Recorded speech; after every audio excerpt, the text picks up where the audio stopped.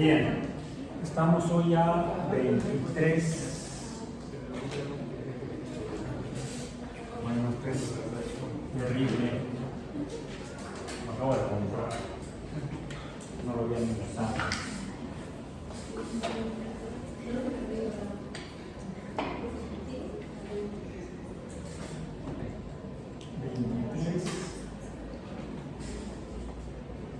De julio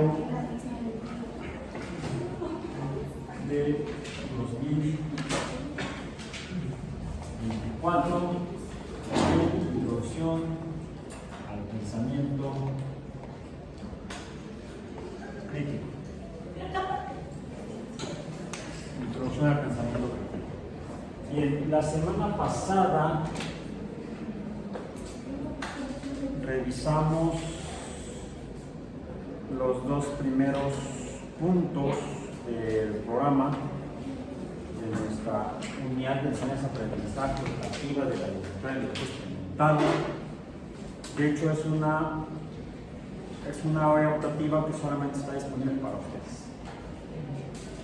No, aunque algunos de sus compañeros o compañeras de otras licenciaturas, incluso de otras divisiones, que se han enterado del curso, me han preguntado si pudieran inscribirse o pudieran llevarla. Les he comentado que pues eso depende de su plan de estudios. Y hasta el momento ninguna de las otras licenciaturas de la UAM la ha incorporado como disponible por el sistema en su plan de estudios correspondiente. Así que ellos se la pierden. Desafortunadamente para quienes me han preguntado, les ha interesado la temática y el objetivo mismo. Pero la semana pasada comenzamos el 16 de julio, martes 16 de julio, revisando lo que consideramos como pensamiento crítico, y vimos que esto parte de la forma en la que los humanos percibimos el entorno y lo interpretamos. Y eso, hicieron hasta una experiencia, depende de cómo funcionamos como seres vivos, con percepción de la luz, por ejemplo. Hicieron ahí algunas actividades en las que vieron que a veces es posible que veamos cosas que no hay. De hecho,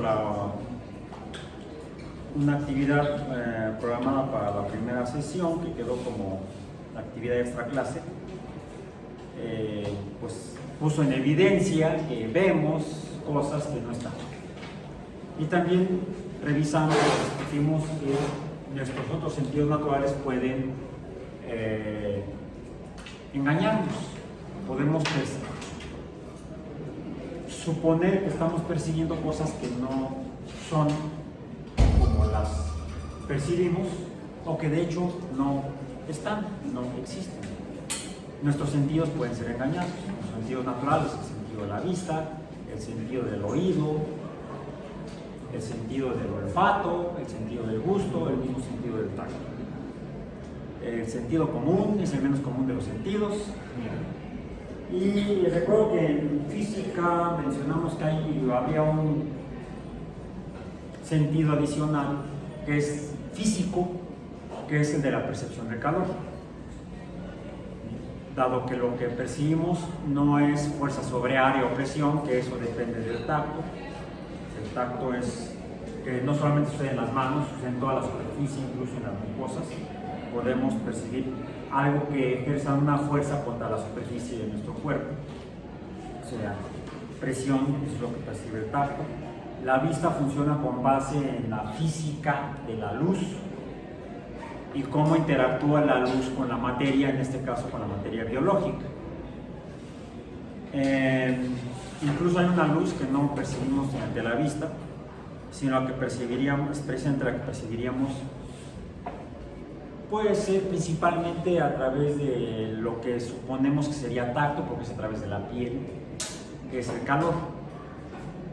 El calor lo percibimos mediante termosensores, que están bajo estudio, su naturaleza, aunque también en física entendemos que es un tipo de luz invisible a nuestros ojos. Es luz infrarroja, o es la región infrarroja del espectro electromagnético, es la forma en la que se puede identificar la presencia de calor. Cualquier objeto caliente del universo emite luz infrarroja, radiación infrarroja o energía electromagnética infrarroja. El olfato es una serie de reacciones bioquímicas, igual que el gusto. Ya regresamos todos. Entonces, la vista es con base en la interacción de la materia. El oído es también presión.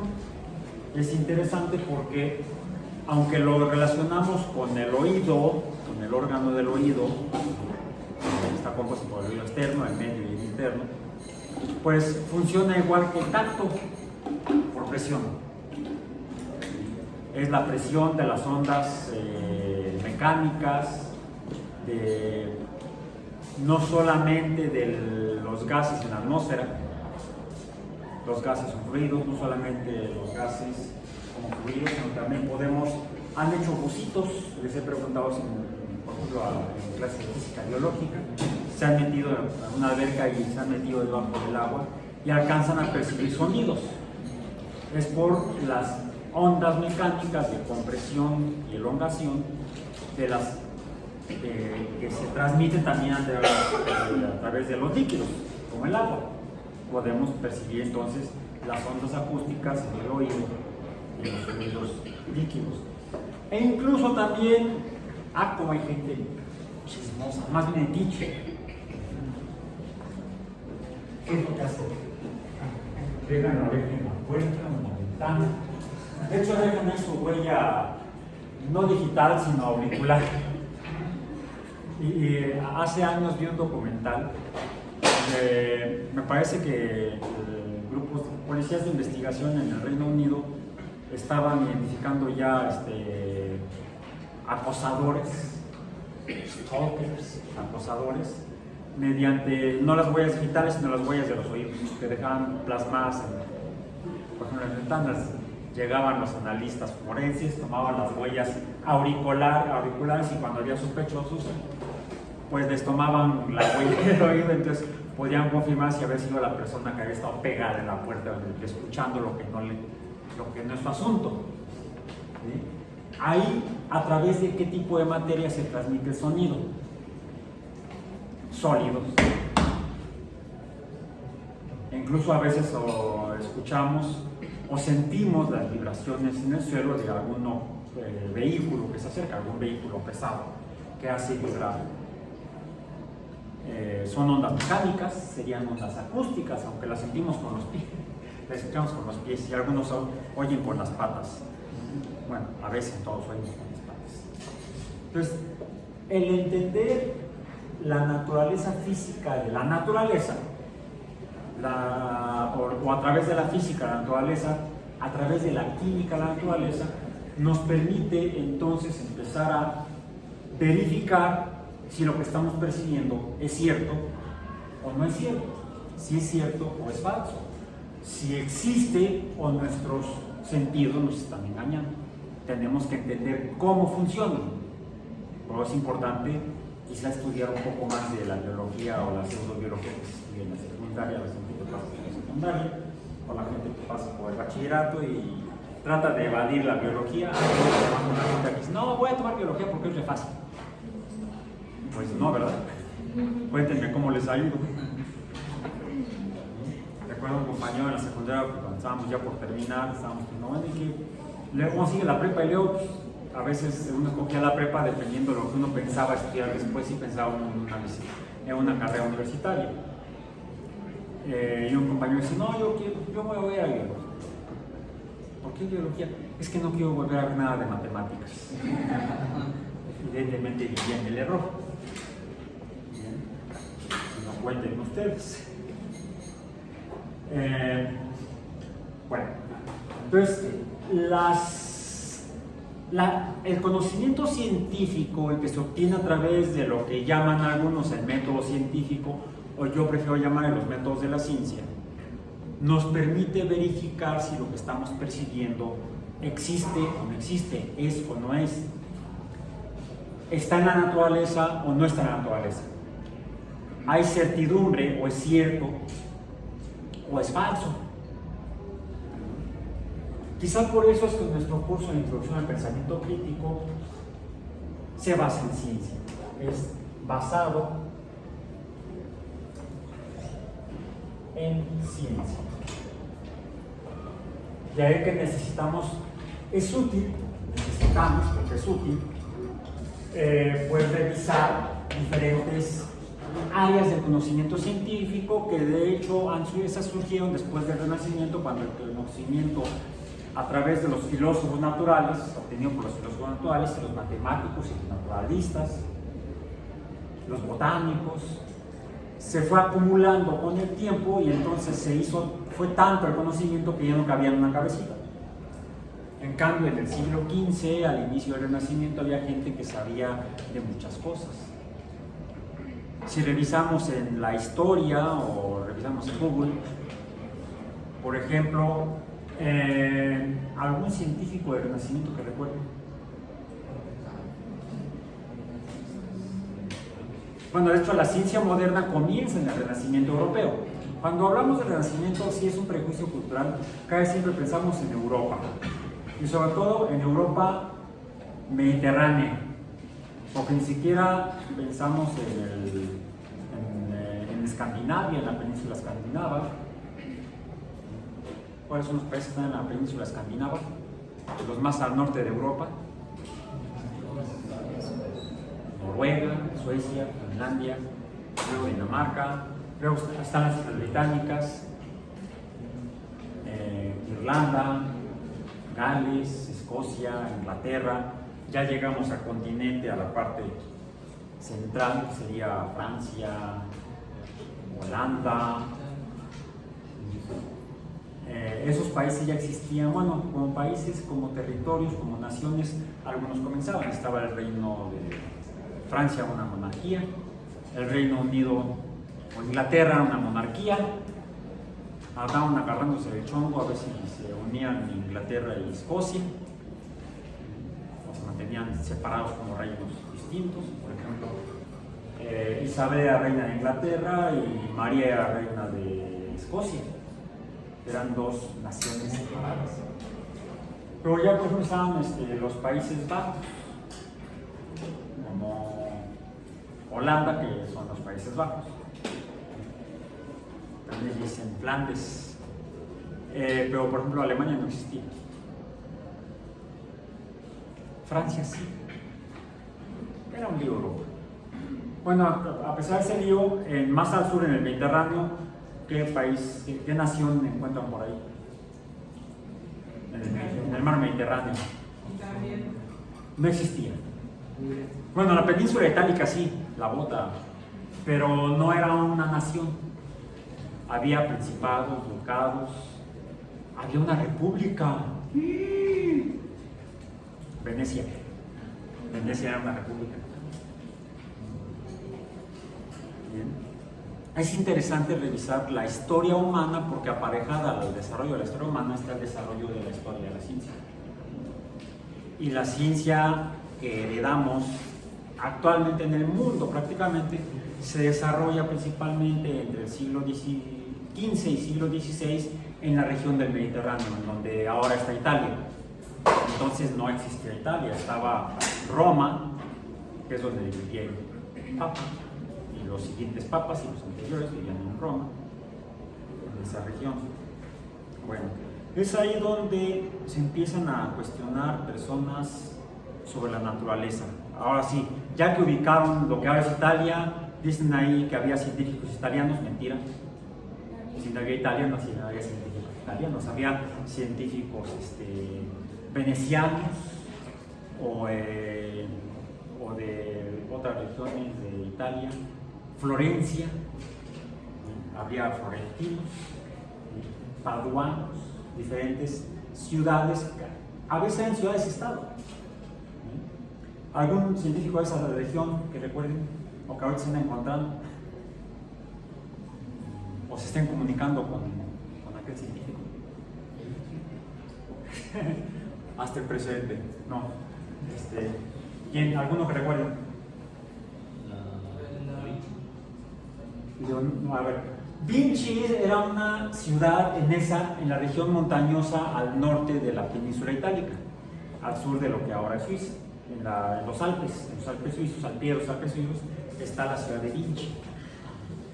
Y ahí se cultivaban las artes y algunas personas que no podían ir a la escuela porque no tenían derecho a ir a la escuela, a veces por el simple hecho de ser hijos fuera del matrimonio, de parejas fuera del matrimonio. Isaac Newton sí fue hijo dentro del matrimonio y él no vivía en la península itálica, sino en las Islas Británicas, en Inglaterra. Y Newton es posterior al Renacimiento europeo. Newton, vimos las fechas en la clase pasada, ¿no? Comencemos a anotar aquí algunas fechas. O algunas personas, lo voy a poner acá. Isaac Newton, dijimos 1643 según el calendario actual a 1700, siempre se me olvida cuándo murió. 1727. Ok, eso es siglo XVII y XVIII. Bien, estamos hablando de lo que conocemos como el Renacimiento europeo.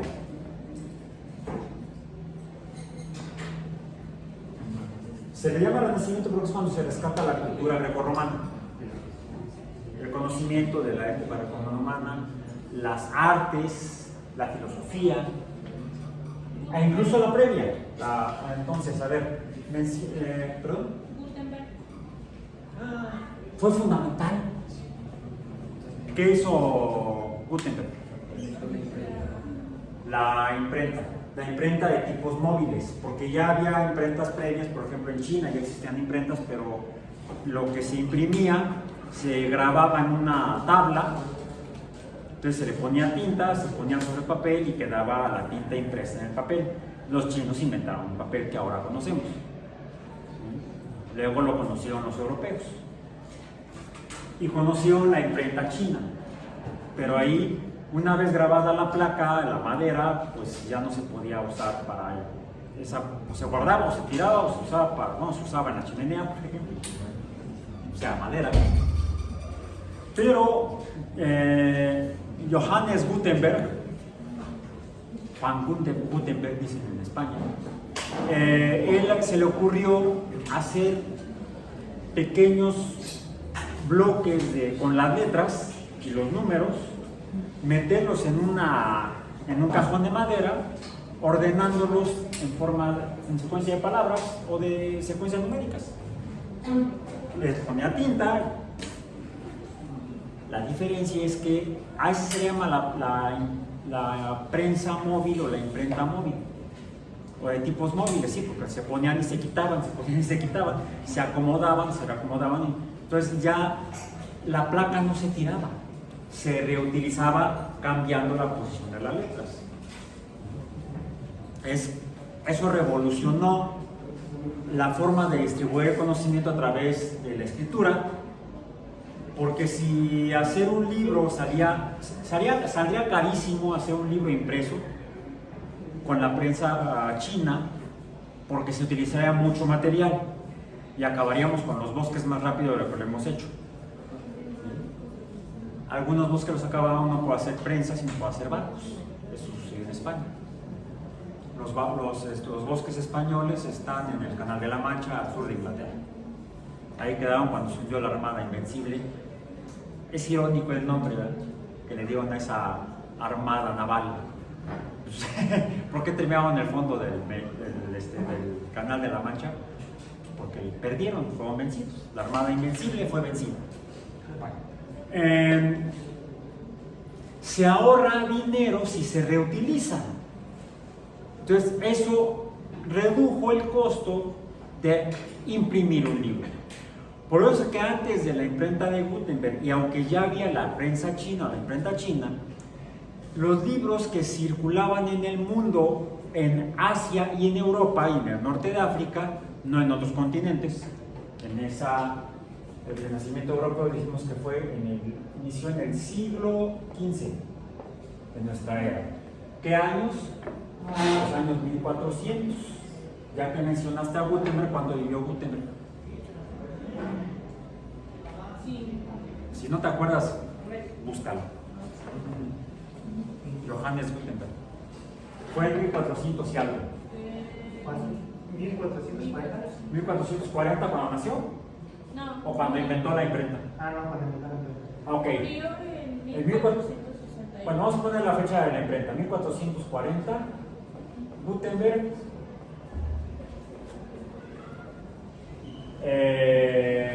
Diseña la imprenta de tipos móviles, ITM, la imprenta de tipos móviles.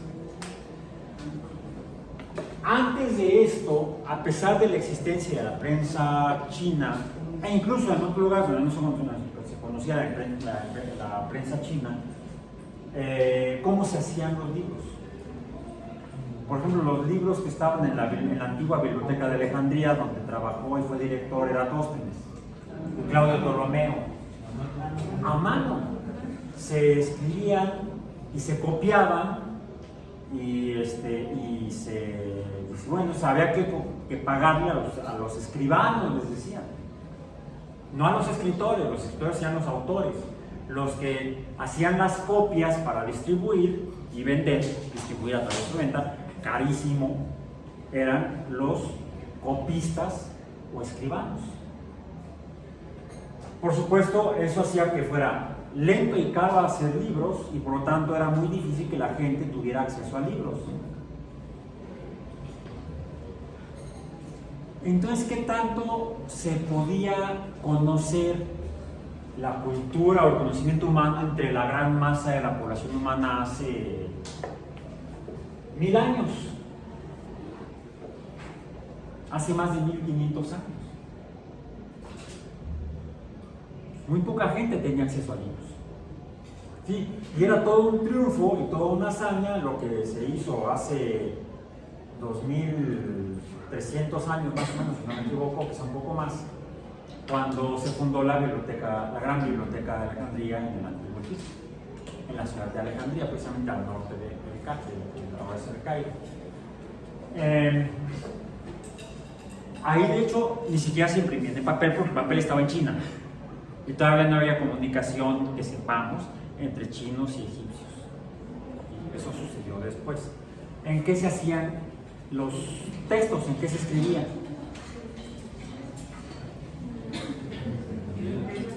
En fibras vegetales también, como el papel se hace con fibra vegetal, pero con plantas que crecían a lo largo de la ribera del Nilo, en papiro.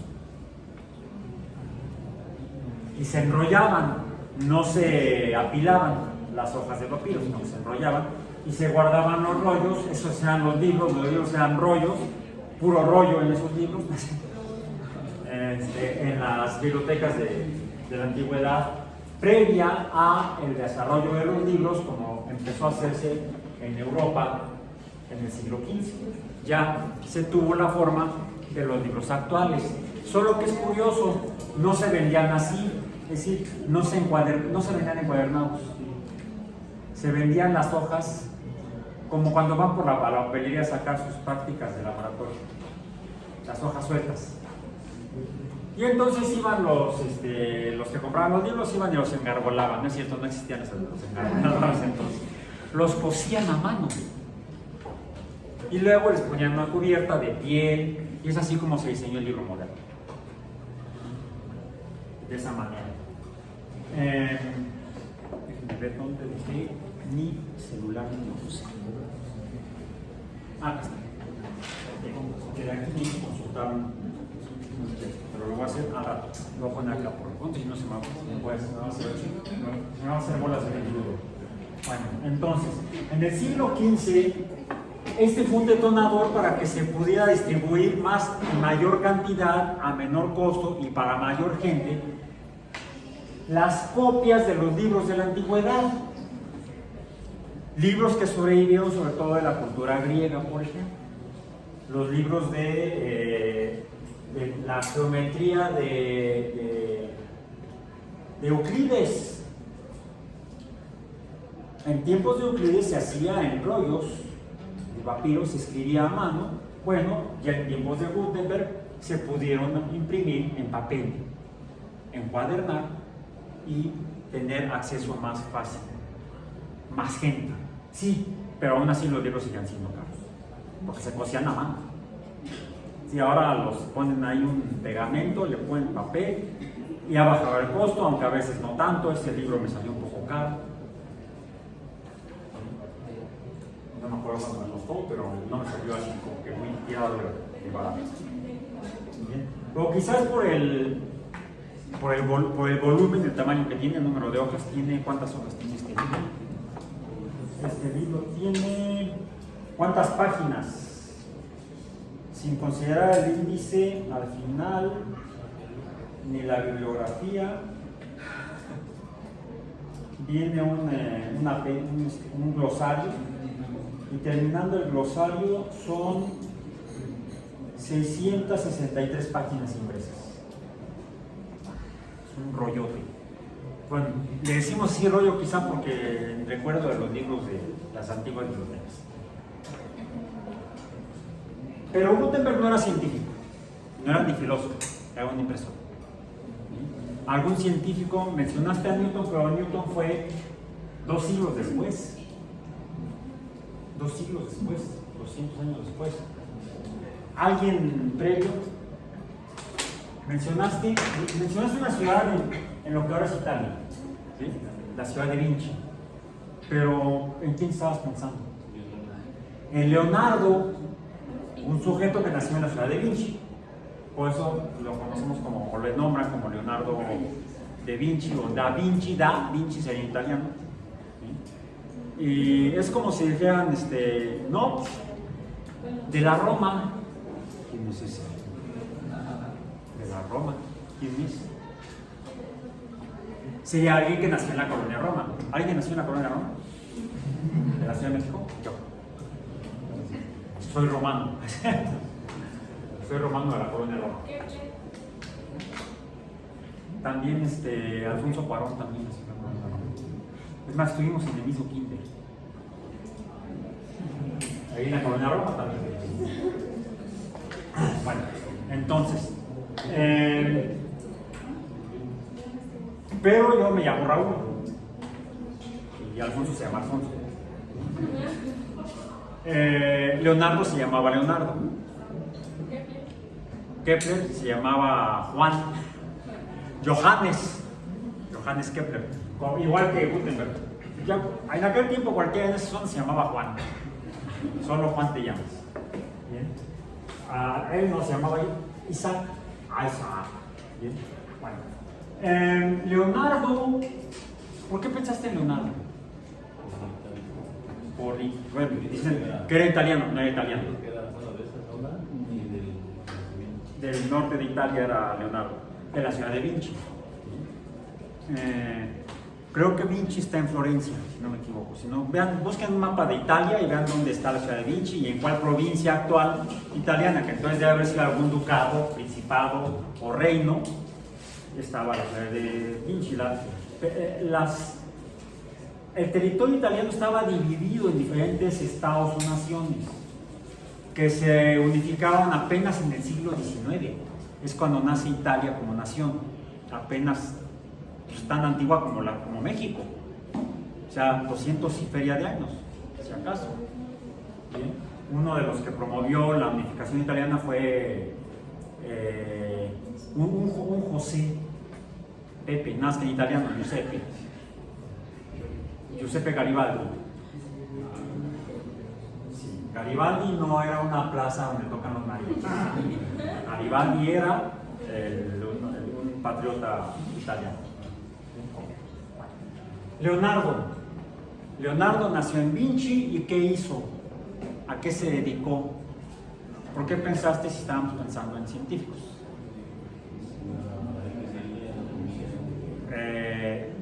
Armó cosas, hizo aparatos, incluso diseñó algunas edificaciones.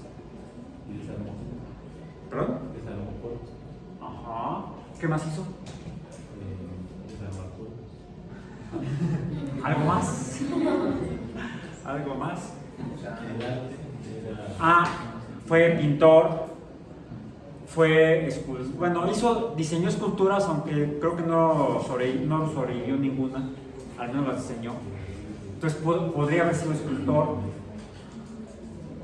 ¿Qué era?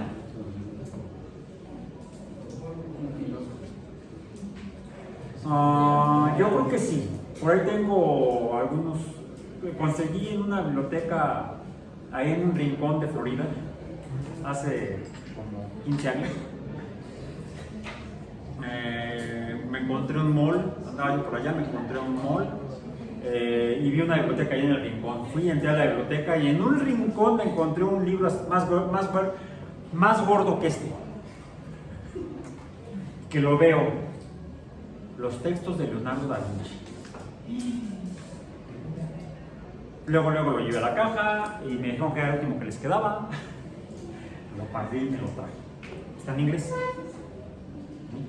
Alguien transcribió y tradujo al inglés los textos de Leonardo da Vinci. Y si hay algunos textos que son de tipo filosófico, está todo ahí. Está todo ahí. Y entonces encuentras textos sobre matemáticas, sobre arquitectura, sobre pintura, sobre estética, sobre astronomía, sobre hidráulica, sobre aerodinámica. ¿Qué era Leonardo? Un estuche de porquerías, un estuche de monerías. Era un amante del conocimiento, si le llamamos así, habría sido un filósofo, pero también era un artista. En tiempos del Renacimiento era posible que una sola persona dominara más de un campo del conocimiento. Y entonces se generaba nuevo conocimiento y se fue acumulando y de repente ya no ocupó todo el conocimiento humano en una cabecita.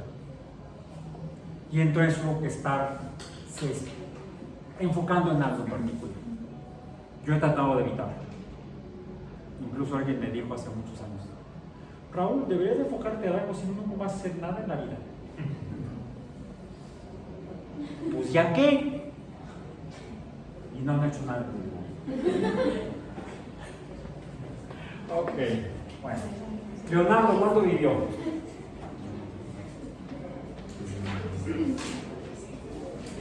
Nació en 1452, ya existía la imprenta. 1519. Es decir, para cuando los europeos llegaron aquí, todavía vivía Leonardo. Murió en Francia, por cierto. Pero, ¿cómo es que hizo todo lo que hizo? ¿Dónde estudió? ¿En qué universidad? Ya existían las universidades en Europa. De hecho, las universidades se fundaron en el norte de África, no en Europa, alrededor del año 700 o 800. Por ahí del siglo VIII fue cuando se fundaron las primeras universidades en el norte de África, a partir de algunas órdenes religiosas cristianas y órdenes religiosas o grupos religiosos musulmanes. Ya en el siglo VIII, es ya el profeta Mahoma había fundado su grupo de seguidores, los fieles al Islam. Y ellos son los que fundan las primeras universidades. Todavía queda una universidad de aquellos años en Marruecos, me parece. Y luego se crean las siguientes universidades en la península ibérica, y luego en la península itálica, y luego en lo que es Francia. Y es donde están las universidades más antiguas en Europa. Alrededor del año 1300, más o menos, antes del Renacimiento. es hasta realmente el detonador del Renacimiento es la imprenta. Aunque se va generando conocimiento principalmente en los monasterios y en las universidades que surgen de los monasterios, de ahí que tengamos a los catedráticos, porque eran los que daban el sermón en la catedral. De ahí viene la palabra catedrático. Se subían al púlpito. ¿Han ido a la catedral, por cierto? ¿Han visto una cabinita que está a un lado del altar? Es el púlpito. Ojo, bien con la tilde y el acento, porque es púlpito, no es lo que pulpito. Es un pulpo chiquito. Por favor, no anden pensando con mente cochambrosa. Entonces, de ahí viene la palabra.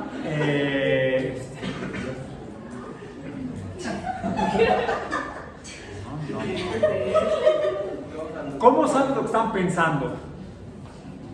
Bola de mentes cochambrosas. Bien, bueno. Okay.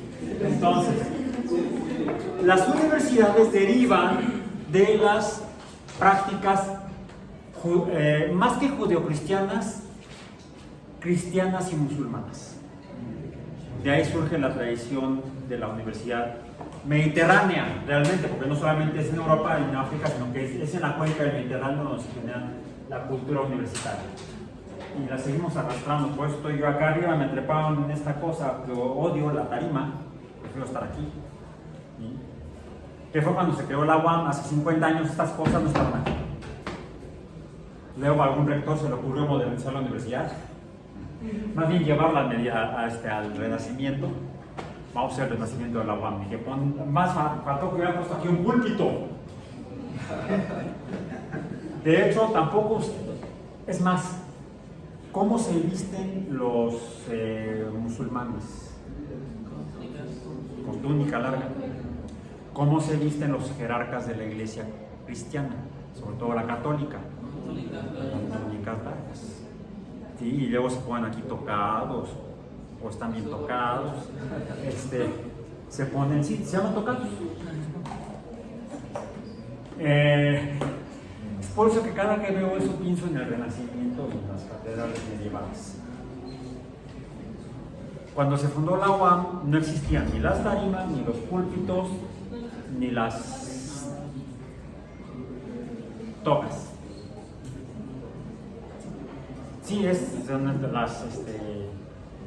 las sotanas, es como una sotana de sacerdote. Una toga es una sotana. ¿Sí?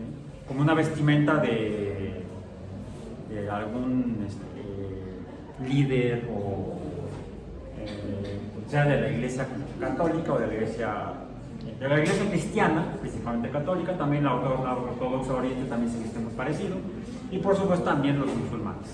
¿Bien? Entonces de repente veo yo por ahí musulmanes o no sé. Cuando terminé la carrera, celebramos, las compañías vinieron de vestido o falda ahí. Porque toda la carrera estuvieron en jeans y el último día vinieron ya de vestido, o de falda y blusa. Y nosotros llegamos de traje y corbata, o saco y corbata, para tomarnos una foto ahí frente a la aeróbica. Y ya, nos fuimos a una cantina a celebrar que habíamos terminado la carrera. ¿Sí? Creo que la cantina ya no existe, estaba en Ermita y Calzada Tullehualco se llamaba entonces, ahí cerca del metro Atalico, se llamaba el Palacio Blanco. ¿Sí? Nos fuimos de la universidad al Palacio, Palacio Blanco, la cantina.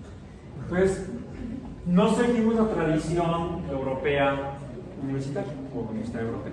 Hicimos nuestra propia tradición guamera, la cual luego se perdió. Y entonces la UAM actualmente regresó al Renacimiento. Ok, Leonardo afortunadamente no pasó por ahí. Estudió en la UAM. No, Leonardo no fue a la escuela. Tampoco fue autodidacta. Bueno, en parte sí, pero no. Su formación fue como aprendiz de artesano y luego de artista. Aprendiz de pintor. Fue aprendiz. ¿Quién fueron algunos de sus maestros? Porque Leonardo era un hijo fuera de matrimonio. No tenía derecho a la educación escolar. Qué feo, ¿no? Bueno, aún así, personajes como Leonardo, Donatello, de la Francia. Miguel Ángel y Rafael no eran las tortugas ninja, eran artistas del Renacimiento. ¿Pero por qué las tortugas ninja? Pero por ejemplo, igual en el Renacimiento salió lo de la geometría, que fue Piero de la Francesa. Bueno, es que lo que hicieron fue un retomar precisamente de Euclides la geometría, pero ya impresa en papel. Entonces se pudo propagar el conocimiento griego previo de manera más rápida y de mayor alcance. Y entonces se pudo acelerar la renovación y el renacimiento del conocimiento, la revisión de las interpretaciones previas sobre la naturaleza. Recordemos que también, así como Euclides vivió en la cultura helénica, griega, antigua, también tuvimos a Claudio Ptolomeo. Claudio Ptolomeo, que es el que planteó el modelo geocéntrico o la hipótesis geocéntrica del mundo. ¿Alguien más que haya vivido en esta época, que haya nacido lo vimos la clase pasada, la sesión pasada? ¿Quién? Copérnico. Nicolás Copérnico. Nicolás Copérnico. Copérnico 1473 a 1543. Vean, bueno, era mayor, 20 años mayor Leonardo que Copérnico. Y es curioso, ya Leonardo habla de un mundo que pareciera no ser geocéntrico.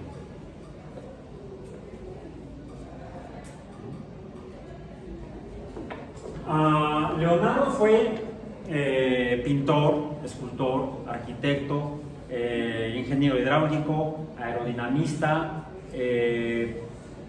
ingeniero militar,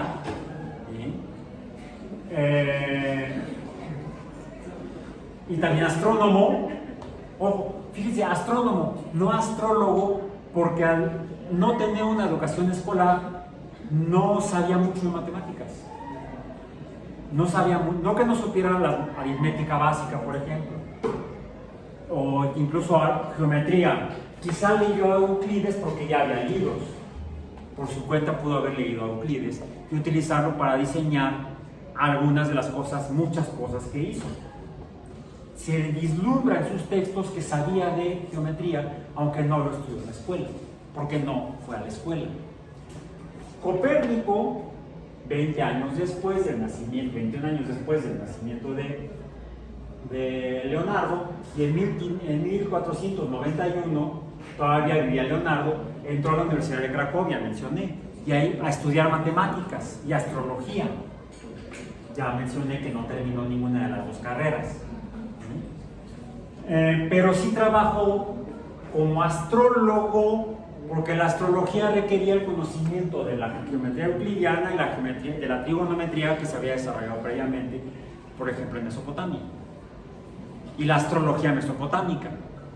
Entonces, Copérnico sí era como Leonardo en el Renacimiento, era matemático finalmente, trabajó como matemático, trabajó como astrólogo, trabajó como economista, trabajó como estratega militar, trabajó como abogado de la Iglesia de Roma, trabajó como médico. ¿Qué era? ¿Qué hacía? ¿A qué se dedicaba? De todo. A ese tipo de personajes hoy en día les llaman renacentistas. Profesor, pasó con los astrólogos mayas? Lo que sabemos hasta ahorita es que eran matemáticos también. Estudiaban no solamente los astros, sino también el tiempo, el pasar del tiempo. Y hacían calendarios, como ya mencioné, que Copérnico, uno de los trabajos que hizo fue aportar a la renovación del calendario juliano para que en 1500, después, 40 años después de su muerte, en 1583, se aprobara el calendario gregoriano, con parte de la matemática y astrología que había estudiado Copérnico. Pero no fue el único matemático y astrólogo que trabajó para Roma en eso. Mencionamos lo del mito, que está muy propagado entre astrónomos, historiadores de la ciencia, que dicen que Copérnico tardó 30 años en publicar su hipótesis geocéntrico. Hablamos del modelo heliocéntrico, por temor a la iglesia de Roma, que lo fueran a torturar. ¿Cuál? Si trabajaba para la iglesia y aportó al calendario. Ya les mencioné que varios papas, al menos 2 papas lo consultaron, ya no sobre el calendario, sino sus observaciones y su modelo del mundo heliocéntrico. Entonces, podríamos considerar la fundación de la ciencia moderna, porque ya habría una ciencia antes en el mundo de los griegos, en el mundo de los mesopotámicos, ya habría una ciencia, pero la ciencia moderna podríamos ubicarla en la revolución copernicana, o la revolución porque fue todo un cambio de cómo interpretábamos al mundo, de un mundo que giraba alrededor de la Tierra a un mundo que gira, a una Tierra que gira alrededor del Sol.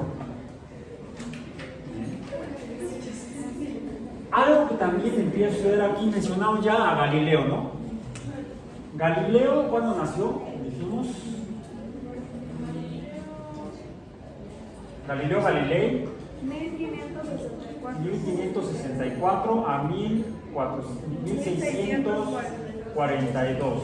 El año anterior al nacimiento, realmente casi un año antes del nacimiento de Newton, porque Galileo muere en febrero del 42 y Newton nace en enero del 43. Bien. Entonces, Galileo, ¿qué fue algo de lo mucho que hizo? Bueno, apoyó la teoría heliocéntrica, apoyó la teoría heliocéntrica a partir de sus observaciones. ¿Con qué? El telescopio. Con el, llamémosle telescopio, que él no le llamó telescopio. Si leemos el texto de Galileo, que escribió un libro, ¿sí? Ya para tiempos de Galileo, 100 años después de Gutenberg, ya más gente escribía e imprimía sus libros. Incluso vienen los nombres de los impresores en los libros. Viene el libro de Copérnico, que se publicó 100 años después, 90 años después de la... 100 años después. 100 años, me equivoco, ya que 100 años después de la invención de la imprenta, sale de la imprenta, el montón de hojas no venía encuadernado, lo que pusieron sobre la cama de Copérnico fue la pila de hojas sobre las revoluciones, su obra donde describe el mundo heliocéntrico, el universo heliocéntrico, la Tierra y los planetas girando alrededor del Sol, el cual también ya lo había leído Galileo, porque Galileo nació 21 años después de que salió de la imprenta sobre las revoluciones. Galileo también va a la universidad de Padua, creo que es donde estudia matemáticas, tampoco se gradúa. A ver si queda la moda entonces, no termina la carrera, espero que no sea la moda ahora. Estudia matemáticas y astrología, lee a Copérnico, lee las revoluciones de Copérnico, y cuando observa con su anteojo al cielo, primero observa que la luna tiene montañas y valles. cuando la teología cristiana afirmaba, con base en Aristóteles,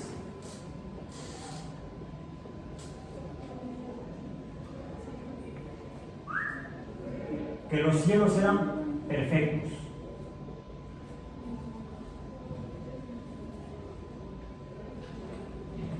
Cielos perfectos.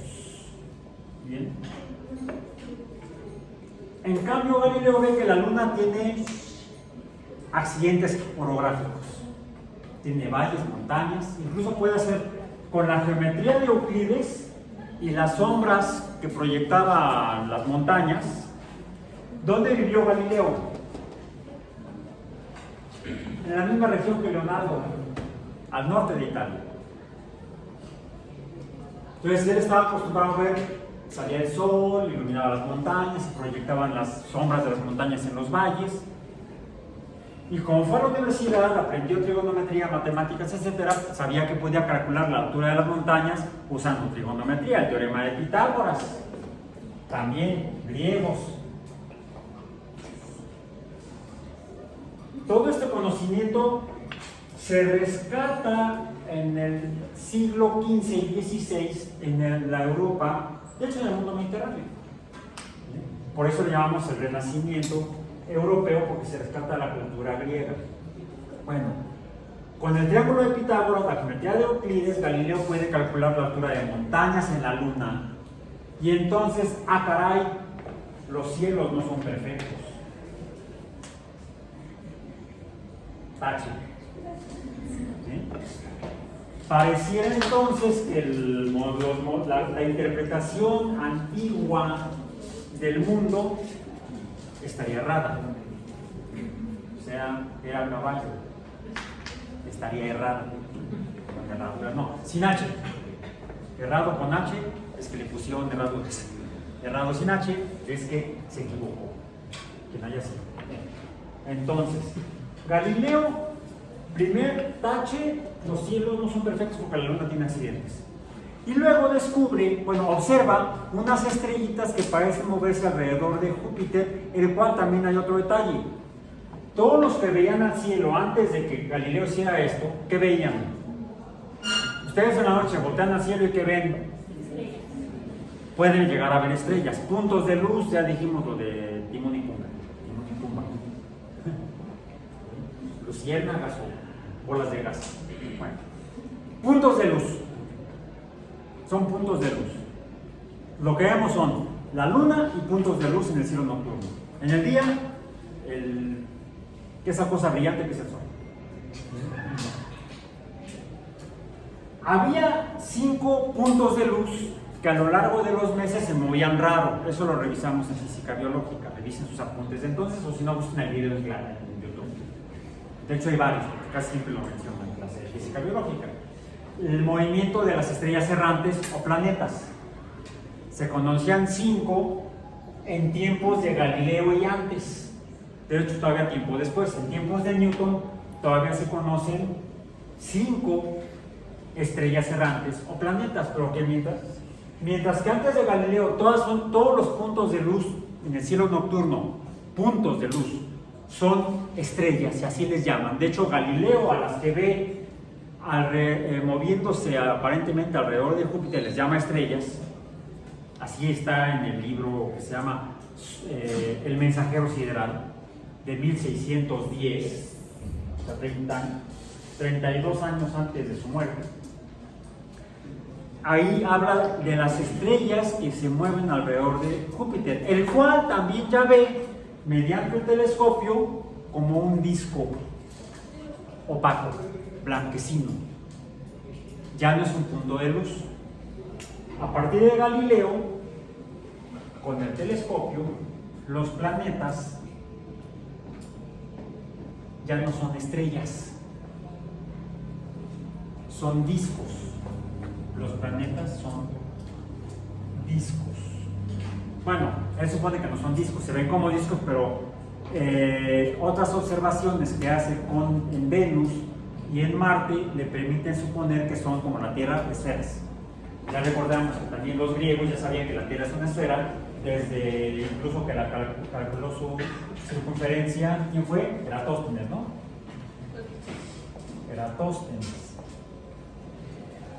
Eratóstenes es el que mide la circunferencia de la esfera terrestre.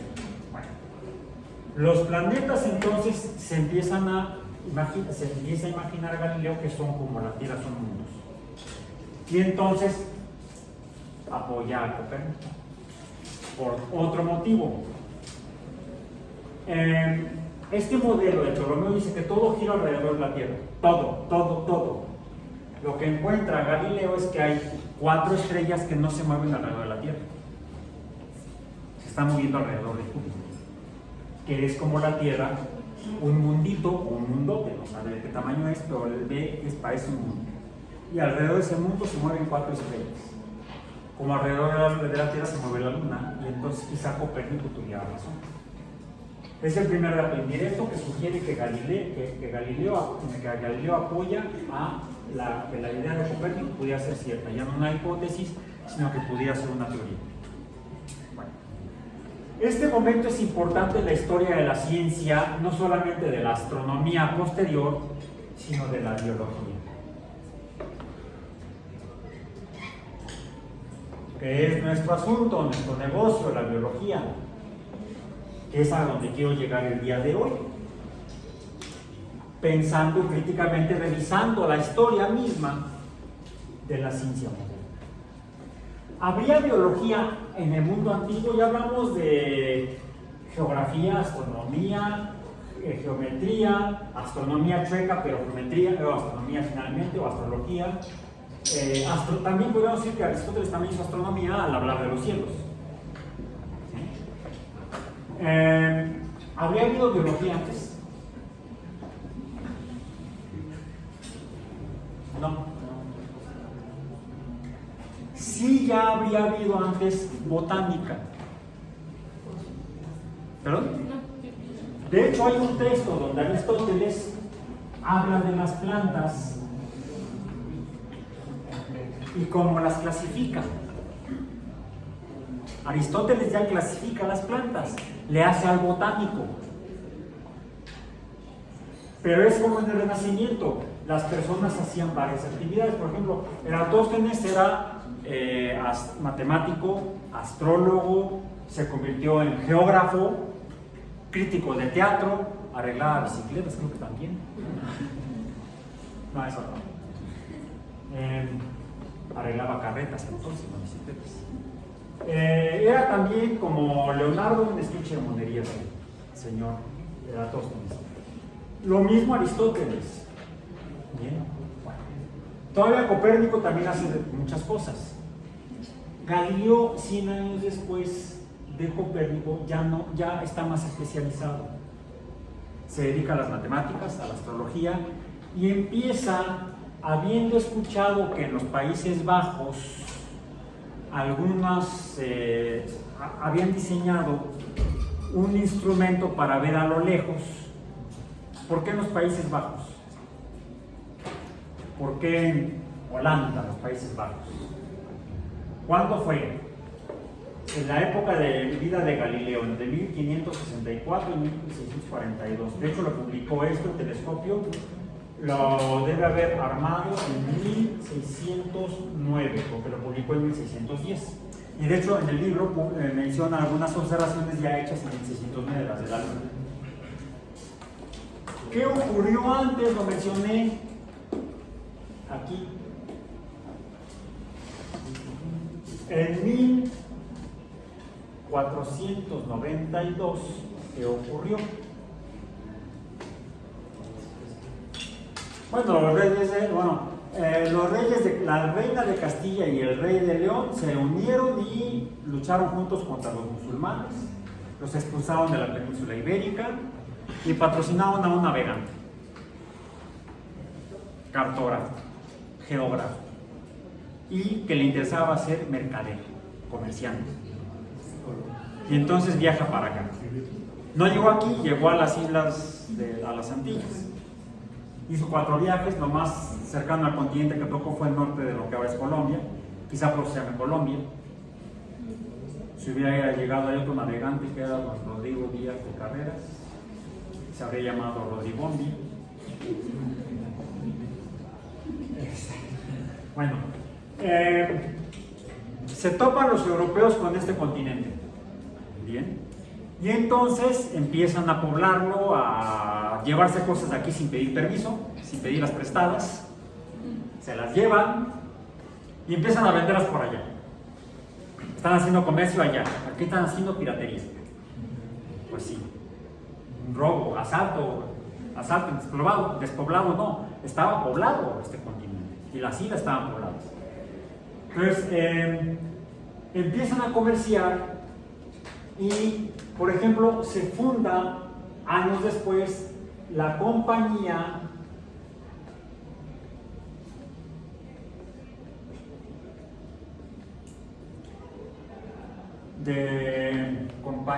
comercial de las Indias Occidentales. Es una empresa holandesa. En inglés le dicen la West Indies Trading Company. O sea, la empresa comercial o mercado de las Indias Occidentales. En lo que ahora es Holanda. Los Países Bajos, vamos a decir. Lo que ahora son los Países Bajos. Y es ahí donde en los Países Bajos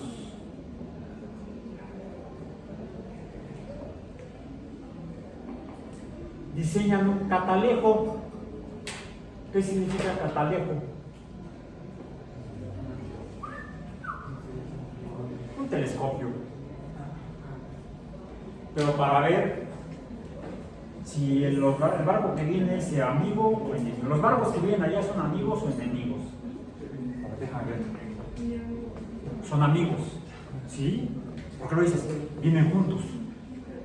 Deben ser amigos. No, menos amigos o enemigos de nosotros. Ah, no sé. ¿Bien? Ok. Entonces, Galileo se entera de este aparato diseñado en los Países Bajos y él hace el suyo, pero en lugar de buscar barcos, ve para arriba y hace sus hallazgos astronómicos y hace la revolución copernicana realmente. Galileo. Por eso es que algunos consideran que la ciencia moderna comienza con Galileo, no con Copérnico. Podríamos decir que sería la ciencia experimental.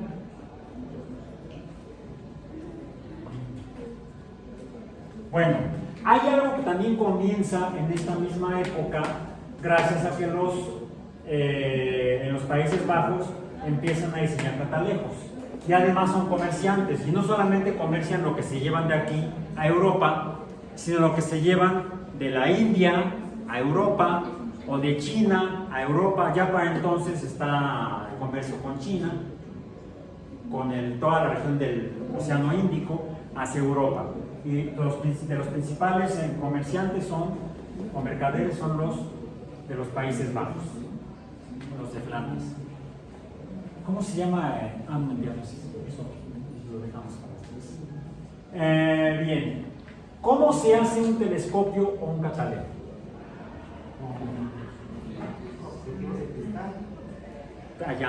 Tomas vidrio, cristal y empiezas a tallarlo para darle forma de lentes y los acomodas en un tubo para hacer un telescopio o un catalejo.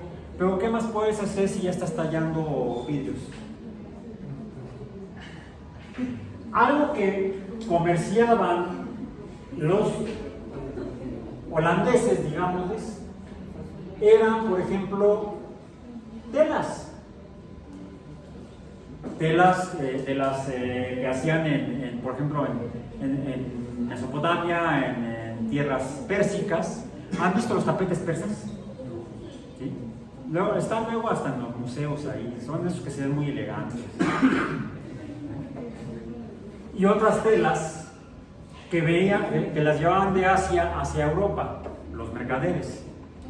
¿Cómo se verifica la calidad de una tela? ¿De qué depende que una tela sea más fina o menos fina? Si es más fina, la vendo más cara. Por la calidad Del tejido. ¿Y cómo se hace el tejido? Por ejemplo, un suéter de lana, de los que compran allá en Chiconcuac, ¿sí? Tiene el hilo muy grueso y tiene muchos hilos. Digamos que tiene pocos hilos por unidad de superficie.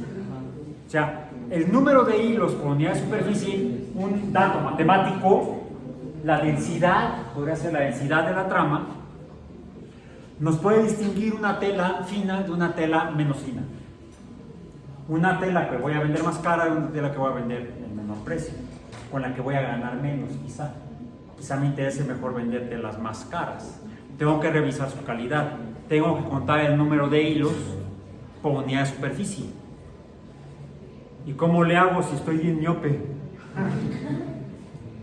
Pues con lo mismo que me pongo aquí, pero que vea yo más grande lo chiquito, los hilitos. ¿Qué necesito? Un microscopio. Microscopios. Es en los Países Bajos donde se inventa el microscopio. ¿Bien? ¿A quién se le adjudica la invención del microscopio? ¿A quién? Anton van Leeuwenhoek. Se pronuncia bien, Leeuwenhoek. Sería Anton van Leeuwenhoek. Así son los apellidos holandeses.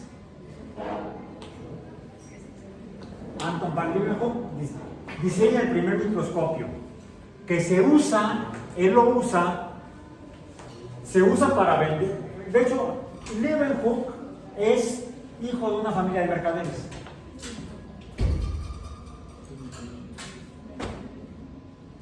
Agua pasa por mi casa. Y quizás estaba hasta acá estabilizando telas. Versión modificada para la televisión de la historia. Está harto de andar viendo telas y entonces se pone de ocioso a usar el microscopio, que era una plaquita con un lente ahí, una aguja que era donde se ponían los hilos, y lo que hace es, en aquellos tiempos, tomar agua te mataba. Te morías de diarrea o disentería. No sabían por qué. No sabían que si la hernia, pues ya no te morías. Por eso es que era muy frecuente que en lugar de tomar agua, tomaran algunas bebidas de granos fermentados, o de frutas fermentadas, vinos, cervezas. ¿Mande? Bueno, luego los destinaban y hacían licores. ¿Sí? Tepache, ¿no? El tepache es de aquí. Todavía pasa por ahí, se saca en el caso del señor Benito sus tepaches. Carrito. Pulque, también está aquí. Son fermentados. Bueno, aparentemente el único lo que hizo fue, pues, tenía su copa de vino y puso una gota de vino y ve cositas en el líquido del vino que se mueven. Objetos, cosas muy pequeñitas que se mueven y se mueven solas, sin que él mueva la gota. ¿Sí?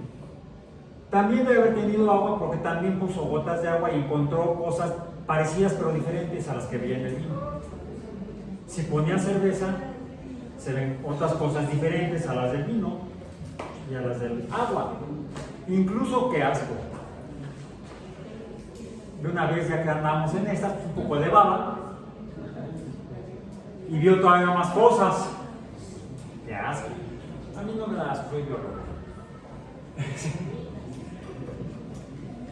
les llamó animáculos.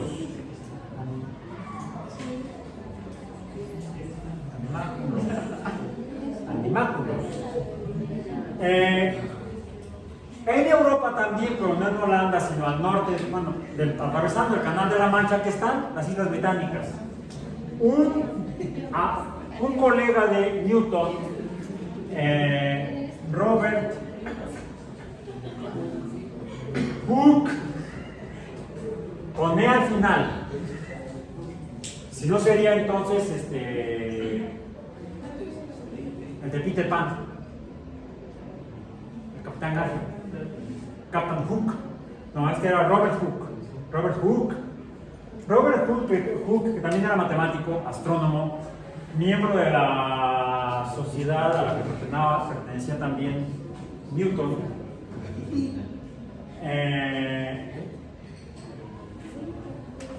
También hizo su propio microscopio.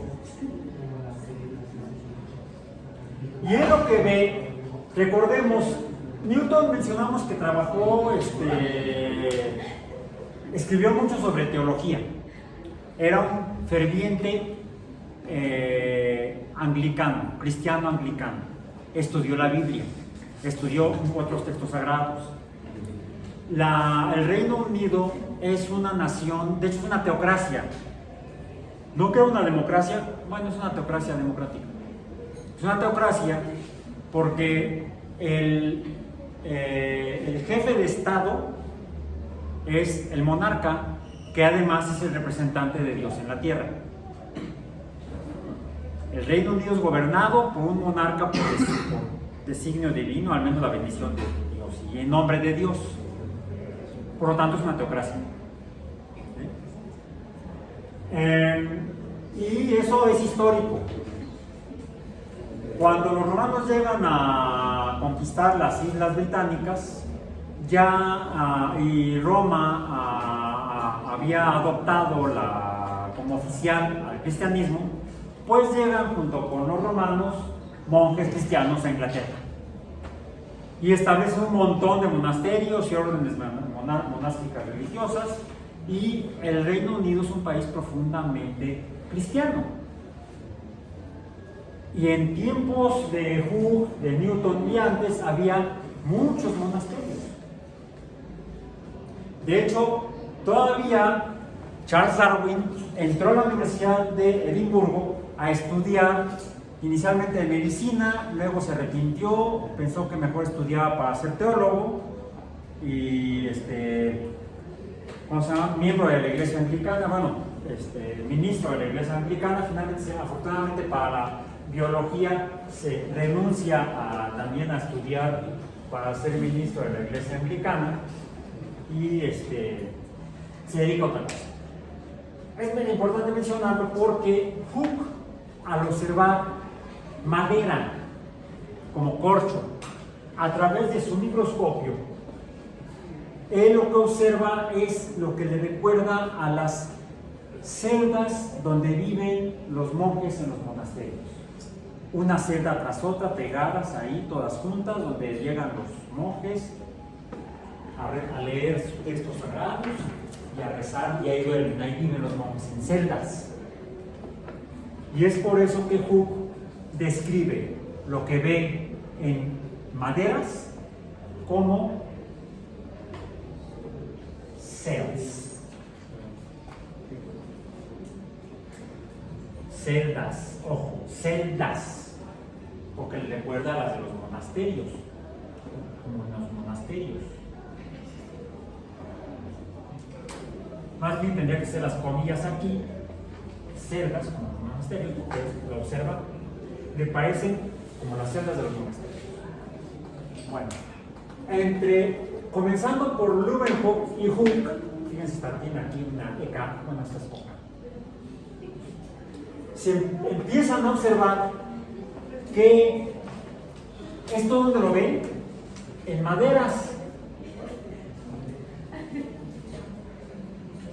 en plantas, y luego observa lo que llama animales. ¿Bien? Otros observadores europeos que diseñan sus propios microscopios empiezan a encontrar que en cuanto bicho se topan o toman o recolectan, Lo ponen bajo sus microscopios y observan que todos tienen células. Bueno, celdas. Se maltraduce al español la palabra cel por la palabra célula. De hecho, esto echen la culpa a los españoles.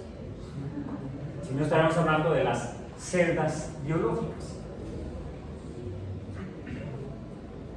Y de aquí surge lo que es el primer paradigma o teoría de la biología.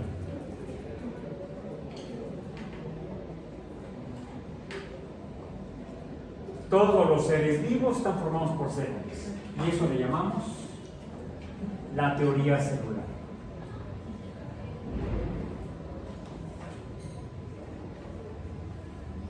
Mencioné ya a Charles Darwin.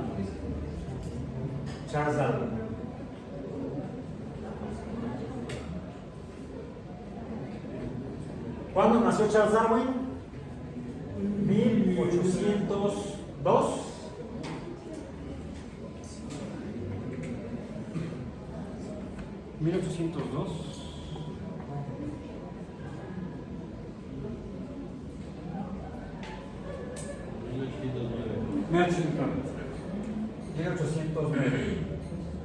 Y murió en 1882.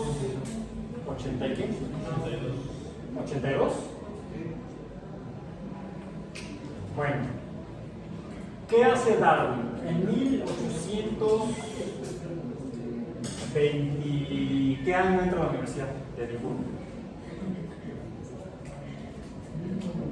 Bueno, cuando tiene 22 años, en 1800, ¿cuándo?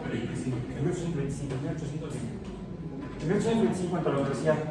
En 1825 entra a la Universidad de Edimburgo. Estudia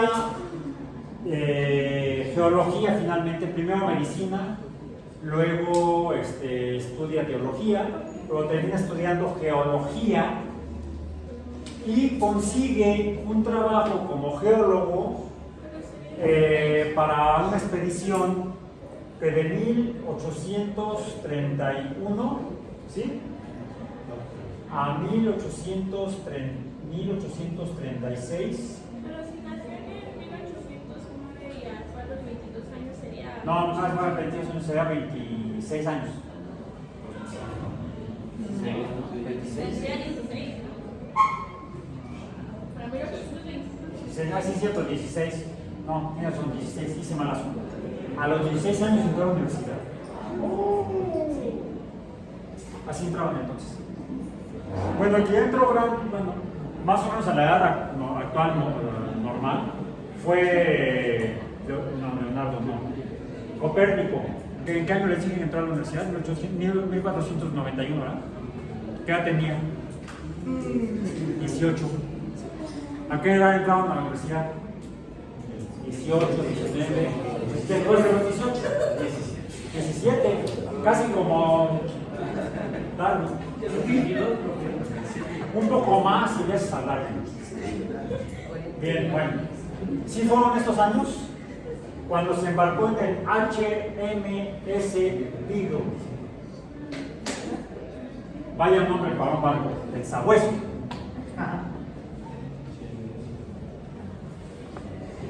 ¿Dónde recorre el mundo? Parten de Inglaterra, no como es el puerto de zarpan,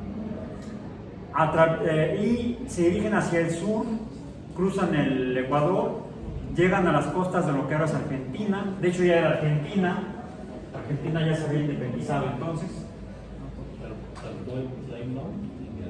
Plymouth, ¿cuándo? En diciembre el 25 de diciembre, ¿no? El día de Navidad. ¿El 27? 2 días después de Navidad. El 27 de diciembre de 1831. Sí, no me equivoqué ni el año. Llegan a Argentina, ahí desembarcan en varios puntos porque el viaje era para hacer nuevos mapas, nuevas cartas de navegación, obtener datos meteorológicos para poder, fue una expedición científica, para poder dar esa información a la Armada Británica que andaba conquistando el mundo. Usaban la ciencia para conquistar el mundo. Y además llevaban como naturalista de a bordo a Darwin para poder hacer estudios geológicos y de recursos naturales. Entonces empieza a colectar plantas, animales, y se topa con fósiles. Y se topa con animales parecidos a los fósiles, pero más chiquitos. Fósil grandote, fósil de animales vivos chiquitos. Esos en la costa argentina. Atraviesan por el estrecho de Magallanes, llegan a las costas de Chile y ahí él escala algunas de las montañas del Himalaya, no, de los Andes, y encuentra a varios cientos de metros por arriba, muchos cientos de metros por arriba del nivel del mar, fósiles de organismos acuáticos, de moluscos, de equinodermos y de otras especies marinas que hacían allá arriba. Algo pasó a lo largo de mucho tiempo. Darwin estudia la geología de Lyell. La geología de Lyell. Lyell es el primero en plantear que la Tierra tiene decenas o cientos de miles de años de antigüedad, contra lo que se suponía de acuerdo a los textos anteriores y sobre todo a los textos cristianos o judeocristianos, que el mundo tendría 5.600 años de antigüedad desde que Dios lo creó, en 6 días. Y todos los organismos, todos los seres vivos al mismo tiempo, no, unos son un día, otros en otro día, otros en otro día, pero en 6 días creó todo. Todos los seres vivos. Bueno, luego los destruyó en una inundación, pero por eso aquel le dijo que hiciera una barca, donde metiera una pareja de cada uno, salvo de gatos, de haber metido muchos. Todo el mundo le gustan los gatos, a mucha gente le gustan los gatos, hay que enterar. Esas eran las creencias en tiempos de Darwin. Todavía hay los encuentros por ahí, ¿no? Regresa en 1836 y empieza a revisar sus apuntes y sus muestras. Y en particular en unas islas del Pacífico frente a la costa del Ecuador, que también estaba independizado entonces, las Islas Galápagos, observa que las islas que son de origen volcánico tienen aspectos diferentes dependiendo del tamaño de los volcanes que tienen en ese momento a partir de las que se formaron, que permiten que haya más o menos humedad al interior de la isla. Y encuentra que aunque se forman todas las islas igual, hay diferencias entre ellas, y aunque por ejemplo hay tortugas en todas unas tortugas enormes, se da cuenta que no son iguales, que dependen de la isla en la que viven. Pareciera entonces que hay una dependencia de los organismos que viven en un lugar dependiendo de cómo se encuentran. Y eso, junto con las observaciones que hizo de fósiles en Sudamérica, empieza a pensar como Lyell que quizá no solamente el mundo, la Tierra, tiene cientos de miles de años de antigüedad, sino que la vida ha ido cambiando dependiendo de las condiciones ambientales a lo largo de cientos de miles de años. Además, cuando él parte, antes de entrar a la universidad, cuando regresa a Inglaterra después del viaje, regresa a donde vive, que es en una granja junto a una fábrica de cerámica. Eso era que su familia tenía una fábrica de cerámica, la cerámica se vendía muy bien, entonces Darwin era una familia muy rica. Por eso pudo ir a su universidad y eso le patrocinaron el viaje. ¿Sí? Siempre se necesita el billete para hacer ciencia. hay que conseguirlo de alguna manera. Igual que Copérnico, pues lo patrocinaba la Iglesia de Roma. A Galileo tenía que andar buscando patrocinadores, por ejemplo. Newton era como yo, un burócrata universitario. Y Hooke, él era un arquitecto que trabajaba para el gobierno inglés, otro burócrata. Bien, entonces hay que ir a donde está el dinero. Entonces, lo que hizo Darwin fue, antes de entrar a la universidad, en la granja veía cómo los granjeros seleccionaban a los mejores borregos para hacer mejor lana, o a las mejores gallinas para producir más huevos, o quizá a producir gallinas más gordas para la pechuga, una buena pechuga, un buen consomé. Ya va a ser la hora de la comida, ¿no? Y cuando regresa, vuelve a ver eso, y entonces se da cuenta que lo que hacían las personas al criar plantas y animales, lo hacía la naturaleza sola, pero más tiempo. Y eso lo compila en esta obra, por eso está tan gordo el libro. Y por eso tarda. ¿Cuándo sale el libro de Darwin? Sale en 1859. Sobre el origen de las especies. Este no es el título que viene en la portada, no es el título original ni completo del libro. El título original y completo es On the Origin of Species by Means of Natural Selection in the Struggle for Life, no, for Survival, in the Struggle for Survival, en la lucha por la supervivencia.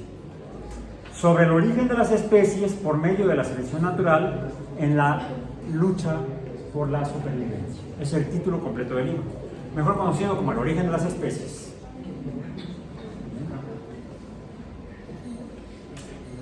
¿Cuánto tiempo tarda en publicarlo? 33 años, son 23 años. 23 años. ¿Cuánto tiempo tarda Copérnico en publicar las revoluciones? Comenzó en 1510 y terminó en 1543, 33 años. Pero lo que tuvo que hacer Copérnico fue revisar todas las observaciones de los astrólogos del pasado y hacer observaciones propias. Y dudar que esto fuera cierto, lo cual le tomó mucho tiempo, cambiar su forma de pensar. Y además hacerlo matemáticamente. Porque todo el mundo estaba convencido que lo que decía Aristóteles era cierto y lo que decía Ptolomeo era cierto. Entonces se trata de cambiar el pensamiento, hacer una revolución de pensamiento, un renacimiento de pensamiento. Lo mismo le pasa a Darwin, que el cual era igual que Newton, un devoto anglicano, creyente de los textos sagrados cristianos de la iglesia anglicana. Dios creó todo en 6 plomazos en 6 días y no ha cambiado el mundo en 5.600 años. Esas transformaciones toman tiempo, pero afortunadamente hubo un colega de Darwin, también naturalista inglés, que haciendo observaciones en otra región, en el sureste de Asia, entonces se conoce como Indochina, ahora se conoce como Camboya, Vietnam, las Tandas y las Filipinas, Indonesia, son varias naciones de esa región que era Indochina. Alfred Russell Wallace llega a la misma conclusión que Darwin, de que las especies se forman o se originan a partir de ancestros previos a través de cambios que son seleccionados por el ambiente. Es decir, las especies se originan, el origen de las especies es por selección que hace la naturaleza de las especies que mejor alcanzan la comida o que más rápido huyen del depredador, por ejemplo, corriendo o volando o nadando más rápido. O quizá atrapan más eficientemente a la presa porque tienen colmillos largos, garras filosas. O quizás escapan de ellos porque tienen dedos oponibles y se agarran de la rama del árbol. Los que no tengan dedos oponibles pues no se pueden agarrar. ¡Ah! Hasta ahí llegó. Fue seleccionado para extinguirse. Por selección natural. Wallace apoya a Darwin a que publique primero, en 1858, una carta que lee Wallace ante la Sociedad Linneana, y al año siguiente sale el volumen completo de Sobre el origen de las especies, que da lugar a el segundo paradigma de la biología. Y el marco completo fundacional de la ciencia biológica, ¿cuál es? Darwin habla en este texto que algo fundamental para que esto haya organismos que sean seleccionados es que deben ser diferentes. Los hijos de los padres no son todos iguales, tienen pequeñas diferencias que pueden ser importantes, pueden hacer que algunos sobrevivan preferentemente sobre otros. Se dice que están mejor adaptados para el ambiente. Todavía algunos biólogos hablan de la adaptación de las especies, o la adaptación de los organismos. No, los organismos no se adaptan. Yo no puedo cambiar mi forma para sobrevivir preferentemente en un mundo que cambie. Quizá sí, los humanos hemos ido aprendiendo a modificar el entorno para poder sobrevivir mejor en él. Pero tenemos una limitación. Por ejemplo, nuestros brazos no pueden crecer más para alcanzar más rápido el árbol. O no podemos extender las piernas individualmente para... Viene la inundación, ya vieron que hubo una inundación tremenda allá por no sé dónde, varios lugares. Entonces voy a alargar mis piernas para poder no ahogarme en la inundación. Esos cambios no se dan así. Hubo alguien o alguienes que previamente suponían que las diferentes especies se formaban a través de ese tipo de cambios. Gente como el abuelo de Darwin, Erasmus Darwin, ya suponía que las especies cambiaban en el tiempo, pero porque los organismos cambiaban. No son los organismos los que cambian. Son los hijos que no son iguales a los padres los que quizá tengan mejor posibilidad de sobrevivir mejor y más tiempo que los padres. Es el análisis que hace de la variabilidad en la reproducción Darwin, y es lo que dice que es el motor.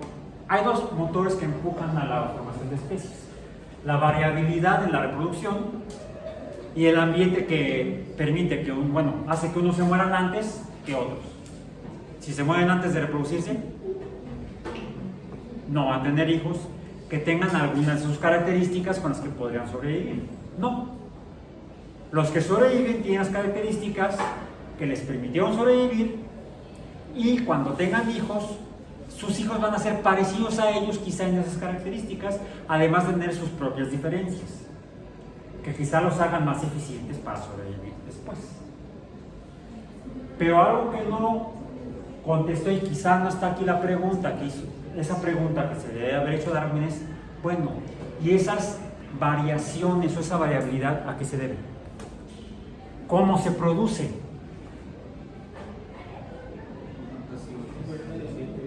Esos cambios o mutaciones, mutare en latín es cambio. Bueno, es interesante que eso que sería lo que explicaría cómo las células cambian para dar especies, sería un paradigma que tendría que estar aquí en medio, entre la teoría celular y la teoría de la evolución por selección natural. Tendría que estar aquí en medio, ¿no? Hay células, cambian y entonces forman nuevas especies. Eso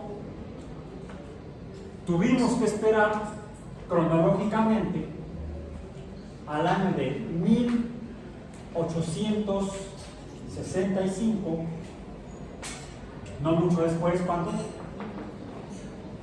6 años después, cuando Mendel, Gregor Mendel,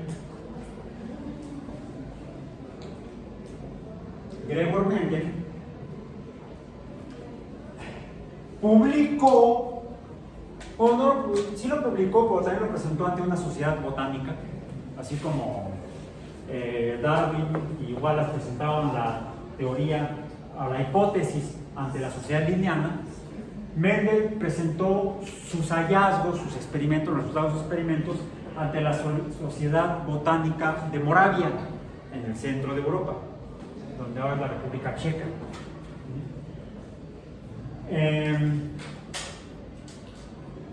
Pero Gregor Mendel tardó 8 años en hacer sus experimentos.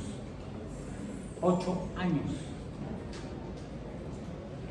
Él se preguntaba por qué hay diferentes tipos de plantas, por qué hay diferentes tipos de animales, por qué cuando se cruzan unos y otros los hijos salen diferente. A veces, o a veces salen igual a los padres o a los abuelos. ¿Cómo se transmiten esas características? Y para eso hace una serie de experimentos que publica en un texto titulado ¿Qué es lo que presenta ante la Sociedad Botánica?, donde los botánicos no le entendieron nada, a pesar de que el trabajo se llamaba Experimentos en la hibridación de las plantas, de 1865, por Gregor Mendel.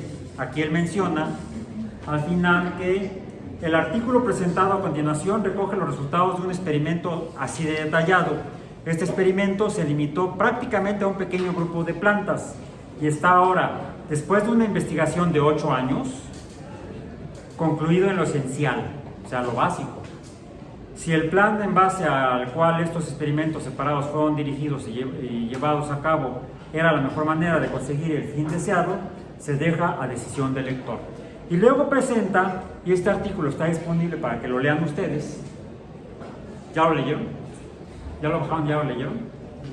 Bájenlo y leanlo, porque tienen que leerlo y hacer un análisis de estas 3 teorías que fundan a la biología. ¿Cuál es la tercera teoría? ¿Cuál es la teoría que funda Mendel a través de su trabajo que luego se perdió? ¿Cuál? O tercer paradigma. ¿Qué nombre le damos también? Paradigma. La teoría genética. La teoría genética es el tercer paradigma con el que se funda la biología a partir de el descubrimiento de las células por la invención del microscopio. Que no hubiera sucedido si no hubiera habido ese comercio en la Europa del Norte para llevar cosas desde Asia hasta América, de América hasta Asia. Como se dan cuenta, todo está vinculado. El progreso de la ciencia depende del contexto histórico y social de la humanidad. Y es por eso que hay que estar atento a los cambios sociales y históricos que estamos viviendo. Pero aquí no para la biología. ¿Dónde está ahora? ¿Dónde podrá estar mañana? La ciencia en general y la ciencia de la biología en particular. ¿Cómo influye la sociedad actual en el desarrollo de la ciencia biológica, por ejemplo? Y cómo la ciencia biológica podrá impactar en la sociedad. No se pierda el próximo episodio.